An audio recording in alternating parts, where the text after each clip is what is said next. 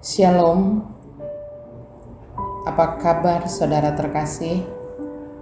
Kiranya kita semua senantiasa di dalam lindungan dan kasih Tuhan kita Yesus Kristus.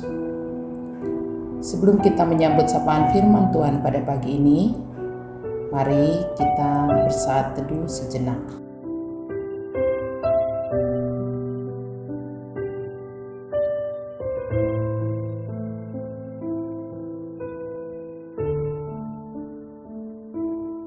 Amin. Saudara terkasih, firman Tuhan untuk kita pada hari ini diambil dari kitab Filipi pasal 2 ayat 8. Dan dalam keadaan sebagai manusia, ia telah merendahkan dirinya dan taat sampai mati, bahkan sampai mati di kayu salib. Demikian firman Tuhan.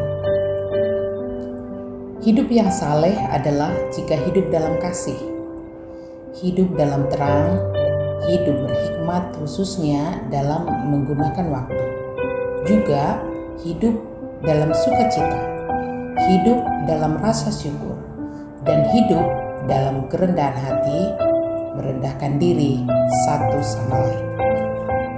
Mengapa? Karena Yesus sendiri rela melepaskan identitas ilahinya dengan segala hak istimewanya. Dia mengabaikan kemuliaan dirinya, membiarkan diri dihina, direndahkan, disiksa, bahkan dibunuh demi keselamatan manusia. Yesus telah merendahkan dirinya sebagai hamba yang hina demi memulihkan harkat hidup manusia dan mempersekutukan mereka kembali dengan Allah, Sang Sumber Hidup. Setiap orang percaya telah menerima Kristus dan senantiasa belajar untuk hidup dalam Roh. Hidup dalam Roh juga berarti hidup yang selalu dikendalikan, diarahkan, dibimbing, atau dituntun oleh Roh.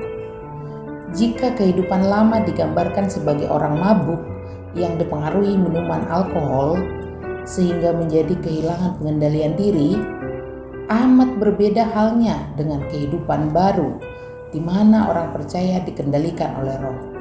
Artinya, dalam kehidupan yang baru ini, orang percaya akan dituntun dan dikendalikan oleh Roh, sehingga setiap tetap memiliki kesadaran dan pengendalian diri. Disinilah orang percaya itu mengalami sukacita. Sukacita inilah yang kemudian nampak dalam hidup dan perilakunya yang bernyanyi, bersyukur, dan menunjukkan sikap kerendahan hati, yaitu mau merendahkan dirinya kepada orang lain dalam pengenalan dan takut akan Kristus. Ini semua hanya mungkin dilakukan oleh mereka yang benar-benar mengalami dan merasakan betapa Kristus mengasihinya dan telah mati baginya. Kristus yang mengasihinya itu kini sedang bermurah hati kepadanya dan memelihara kehidupannya. Itu sebabnya tidak ada alasan baginya untuk angkuh, sombong, tinggi hati, dan memegahkan diri di hadapan sesamanya.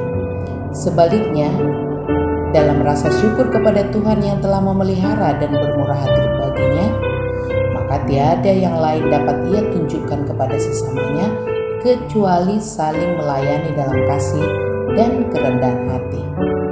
Senang bersahabat dan terbuka kepada setiap orang. Melayani orang lain dengan kerendahan hati. Disinilah orang percaya selain dapat menolong orang lain, tetapi dapat mempersembahkan hidupnya menjadi kemuliaan bagi Tuhan. Marilah kita dalam hidup ini membuka jembatan persahabatan dan persaudaraan, bukan membangun tembok pemisah dengan setiap orang, siapapun dengan merendahkan diri seorang kepada yang lain di dalam takut kepada Kristus. Ya, selalu merendahkan diri kepada siapapun dalam takut akan Kristus. Selamat memulai aktivitas di awal pekan ini. Tuhan memberkati. Kiranya Tuhan menyertai kita sekalian. Shalom.